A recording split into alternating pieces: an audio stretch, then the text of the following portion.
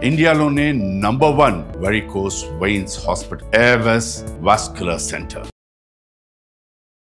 అందరికీ నమస్కారం. నా పేరు మాధురి. మీరు చూస్తుంది సుమన్ టీవీ నెట్వర్క్. ప్రస్తుతం మనతో పాటు ఉన్నారు astrologer, psychologist, life coach, what not, మనందరికీ సుపరిచితులు హరి రఘుప్రియ గారు. నమస్కారం అమ్మా. నమస్తే నాన్న మాధురి. అమ్మా, నిజంగా విఘ్నేశ్వరుడు, గణపతి, ఇలాగ చాలా పేర్లు ఉన్నాయి. ఇప్పుడు సరైన సమయానికి నాకు రాకపోయినా విఘ్నేశ్వరుడికి మనకి చాలా రకాల పేర్లతోటే ఆయన పూజిస్తూ ఉంటాం కదమ్మా.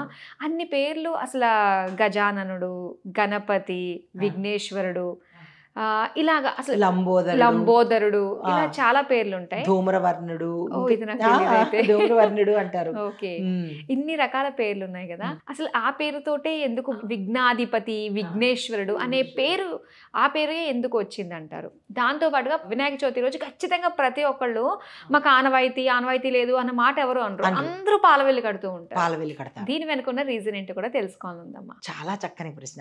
అయితే అందరూ వినాయకుడి గురించి చెప్పుకుంటూ ఉంటారు తప్ప పాలవెల్లి గురించి ఎవ్వరూ అడగలేదు ఈ రోజు వరకు. అయితే పాలవెల్లి మనకి చెక్కతో తయారు చేసి ఉంటుంది. ఎన్ని ఐమూలలు ఉంటాయి, ఎన్ని ఉంటుంది, ఒక్కసారి పాలవెల్లి తలకు ఆకారం చూడు, స్క్వేర్లో ఉంటుంది. ఆ స్క్వేర్లో ఎన్ని మూలలు ఉన్నాయి, ఎన్ని ఉన్నాయి చెప్పు, ఎన్ని కోణాలు? 9 ఉంటాయి. మొత్తం 8 ఉంటాయి. 8 ఉంటాయా? అంటే 1, 2, 3, 4. దాని తర్వాత ఐమూలలు ఎన్ని? 1 మూల, 2 మూల, 3, 4, 4, 4, 8. అంటే అష్టదిక్పాలకులు. అష్టదిక్పాలకులు అంతరిక్షంతో పోలిస్తే ఆ లోపల ఉన్నవన్నీ నక్షత్రాలు. ఎన్ని భాగాలు ఉంటాయో అన్ని భాగాలు, జనరల్గా 27 భాగాలు ఉంటాయి. ఆ 27 భాగాలు నక్షత్రాలు. ఇవి అష్టదిక్పాలకులు. 4 ఐమూలలు, 4 స్క్వేర్ లాగా ఉంటుంది. సో ఇవి అష్టదిక్పాలకులు, నక్షత్రాలు.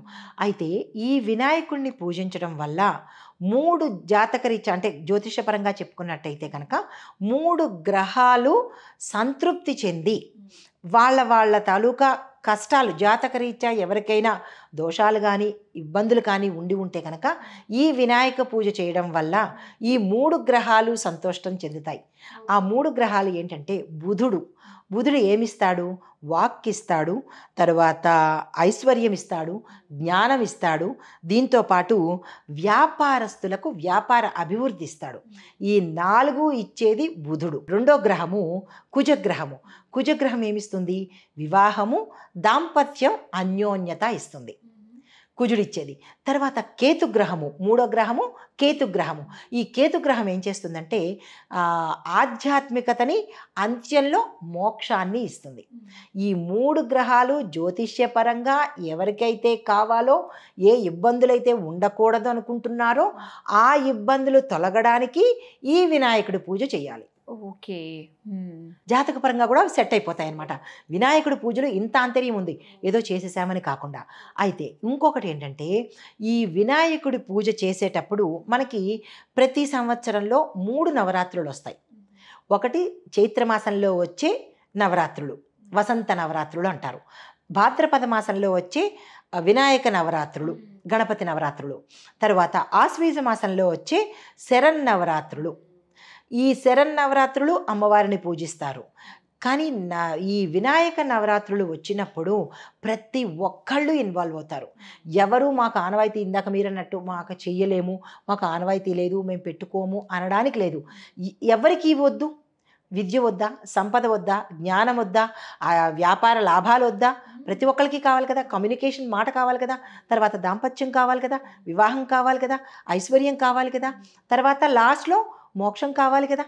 ఇవి ఏవి వద్దన్న వాళ్ళు వినాయక పూజ చేయకూడదు. కానీ అందరికీ అన్నీ కావాలి కాబట్టి ఈ వినాయకుడి పూజ మాత్రమే ఈ సమయంలో చేసుకోవచ్చు. అయితే ఇంకొకటి ఏంటంటే, ఈ గణపతిని మనం తీసుకొచ్చినప్పుడు, తర్వాత మనం నిమజ్జనం చేసినప్పుడు చాలామంది డప్పులు పెట్టి, డీజేలు పెట్టి చేస్తుంటారు. అయితే ఇంటికి ఒక చుట్టాలు వచ్చారనుకోండి, మనం ఎంత సాదరంగా ఆహ్వానిస్తాము ఇంటికి వచ్చిన అతిథిని. అలాగే సంవత్సరానికి ఒకసారి వచ్చే ఈ వినాయకుణ్ణి కూడా సంతోషంతోనూ, సంబరంతోనూ, డప్పులతోనూ, సంగీత వాద్యాలతోనూ ఇంటికి ఆహ్వానిస్తాము. అంటే ఎక్కడ పెట్టి తిన్న వాళ్ళు అక్కడికి సంతోషంగా ఆహ్వానం చేస్తాము. తరువాత నిమజ్జనం అప్పుడు కూడా ఏం చేస్తారు? ఆయన్ని సాగనంపేటప్పుడు కూడా డప్పులు డీజేలు సంతోషంతో సాగనంపుతాము. ఎందుకు దీని వెనకాల ఆంతర్యం అంటే ఆ అతిథి వచ్చినప్పుడు గౌరవంగా ఆహ్వానించడము, తిరిగి సాగనంపేటప్పుడు కూడా అదే సంతోషంతో అదే గౌరవంతో సాగనంపాలి అని మన మర్యాదపూర్వకంగా, మన సంస్కారం పూర్వకంగా దాన్ని మనం నిమజ్జనం చేస్తాము. అయితే నిమజ్జనం ఎందుకు చెయ్యాలి? మనం ఇంట్లో ఉంచుకోవచ్చు కదా అంటే అతిథిని ఎప్పుడు మన ఇంట్లో ఉంచుకోలేంగా. అవును, మన ఇంటి వ్యక్తి కానప్పుడు అతిథిని మనం ఎప్పుడు ఇంట్లో ఉంచుకోలేం, ఏదో రోజు సాగనంపాలి. అలాగ సాగనంపే ప్రక్రియే నిమజ్జనం అన్నమాట. దట్టు దాని వెనక ఇంకొక ఆంతర్యం ఏంటంటే ఈ వినాయకుడు పుట్టింది భూతత్వం నుంచి పుట్టాడు కాబట్టి తిరిగి మళ్ళా లయం అవ్వడము అంటే అదృశ్యం అవ్వడము మళ్ళా ఇదే ప్రక్రియతో జరగాలి అనే ఉద్దేశంతో. అయితే ఇంకొకటి ఏంటంటే ఈ వినాయకుడు పూజ చేసేటప్పుడు మనము పాలవెల్లి కడతాం కదా, ఇందాక అనుకున్నట్టు పాలవెల్లి ఎందుకు కడతామనేది. ఆ పాలవెల్లికి 4 వైపులా రకరకాల కాయలు, రకరకాల పళ్ళు, మొక్కజొన్న పొత్తులు, మామిడి చిన్న చిన్న మామిడి పిందెలు, తర్వాత ఇంకా దానిమ్మకాయలు, ఇలాగా వాటి ఎవరికి వెలక్కాయలు, ఇవన్నీ ఎందుకు కడతారు అంటే ఆధ్యాత్మిక పరంగా ఆ యొక్క దేవీ దేవతలను పూజించడంలో మనము ఆయనకి ఇష్టమైన పదార్థాలు పెట్టి పూజించడము ఒక పద్ధతి అయితే, మనకి ఇది వర్షాకాలం కదా, వర్షాకాలంలో ప్రకృతిలో చాలా రకాల మార్పులు వస్తుంటాయి. ఆ మార్పులకు అనుగుణంగా మనం పత్రితో పూజ చేసేటప్పుడు ఒక్కొక్క పత్రి ఒక్కొక్క రకమైన ఔషధంగా పనిచేస్తుంది.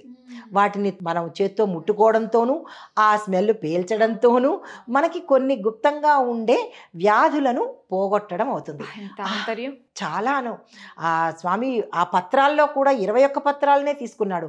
ఒక్కొక్క పత్రాన్ని పూజ చేసేటప్పుడు ఒక్కొక్క మంత్రం చదువుకుంటే ఆ మంత్రంతో పాటు ఆ ఇచ్చే ఫలితాన్ని కూడా మనము చెప్పుకుందాం. తర్వాత దాంట్లో నేను చెప్తాను. అది చేసుకుని కనుక 21 నామాలే, 21 నామాలు, 21 పత్రి, 21 ఫలితాలు అవి కనుక తెలుసుకున్నట్టయితే వాటితో పూజ చేసినట్టయితే అఖండమైన కోరికలు వెంటనే ఎటువంటి విఘ్నాలు లేకుండా తీరిపోతాయన్నమాట. ఇది గణేష్ యొక్క పూజలో ఇంత ఆంతర్యము మనకి చోటు చేసుకుంది. ప్రతి ఒక్కళ్ళు ఇన్వాల్వ్ అవుతారు. కానీ ఏ మాత్రం తప్పు చేసినా ఎంతైతే ఇస్తాడో ఆయన మహాకోపిష్టి, ఎంత వరదుడో అంత నష్టం కూడా చేస్తాడు, విఘ్నాలు పెట్టేస్తాడు, విపరీతమైన విఘ్నాలు పెడతాడు. ఇంకా అందులో కూడా ఎక్కడ నో అమెండ్మెంట్స్, నో కన్సెషన్ అనమాట. కాబట్టి ప్రతి ఒక్కళ్ళు వినాయక చవితి జరుపుకునేటప్పుడు మనసుతోనూ భక్తి శ్రద్ధతో జరుపుకోండి. ఎవరి కోసమో కాదు, మీరు చేసిన పూజా మందిరాన్ని కానీ మీరు చేసిన పూజలు కానీ ఎవరికి చూపించాల్సిన అవసరం లేదు. అలా చూపించడం వల్ల ఇంకొక నష్టం ఏంటి తెలుసమ్మా?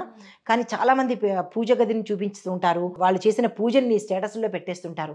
అంటే మీకు వచ్చే ఫలితము అందరికీ పంచుతున్నారు, మన పుణ్యాన్ని అందరికీ పంచేస్తున్నాము. ఇంకా మీ ఇంట్లో ఎక్కడుంది ఖాళీ? ఇక మీకు రావాల్సినవి పోయినాయి కదా. కాబట్టి మన పూజా మందిరాన్ని కానీ మనం పూజ చేసే విధానాన్ని కానీ బయటకు చూపించొద్దు, ఇంటికి వచ్చిన వాళ్ళకి చూపించద్దు.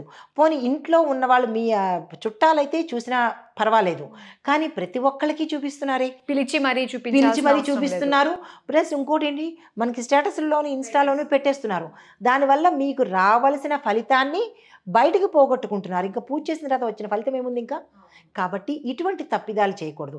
తర్వాత ప్లాస్టిక్ పూలతోనూ ప్లాస్టిక్ పళ్ళతోనూ అలంకరణ కోసము ప్లాస్టిక్ గుమ్మాలు పెట్టుకుని ఏవేవో చేస్తుంటారు. అలాంటివి అస్సలు దరిచేరనివ్వకండి. ప్రతి పండక్కి మామిడి తోరణాలు కట్టండి, వేప కొమ్మలు కట్టండి, గడపకి పసుపు కుంకుమలు పెట్టుకోండి. వీటి వల్ల సైన్స్కి వెనకాల ఎంతో ఉంది. అనారోగ్యం నుంచి కాపాడుతుంది, నెగిటివ్ నుంచి కాపాడుతుంది. మామిడి తోరణాల గాలి వల్ల లంగ్స్ ప్యూరిఫై అయ్యి ఆస్మా ఉన్న వాళ్ళకి అది తగ్గే అవకాశాలు ఉన్నాయి. ఇన్ని రకాల మంచివి వదులుకొని ఈ ప్లాస్టిక్ అలంకరణల జోలికి పోకుండా అలంకరణ చేసుకోండి. కానీ పూజా మందిరాన్ని గుమ్మాలని విపరీతమైన ప్లాస్టిక్లతో పెట్టకుండా తర్వాత చేసుకోండి. కానీ పూజ సమయంలో యథావిధిగా సంప్రదాయబద్ధమైన వస్త్రధారణతోనే చేసుకోండి. మనకి వరలక్ష్మి వ్రతంలో చూసినట్టుగా అలాంటి అసభ్యకరమైన వస్త్రధారణ కాకుండా కుటుంబ సమేతంగా పూజలు చేసుకుని ఆ ఫలాన్ని కుటుంబం పొందితేనే బాగుంటుంది. అలా చేసుకుంటేనే మనకి మంచి జరుగుతుంది. లేదు అంటే కనుక ఇక సంవత్సరం అంతా మనం పడవలసిందే విఘ్నాలతో. చాలా చక్కగా తెలియజేశారమ్మా, ధన్యవాదాలు. నమస్తే అన్న.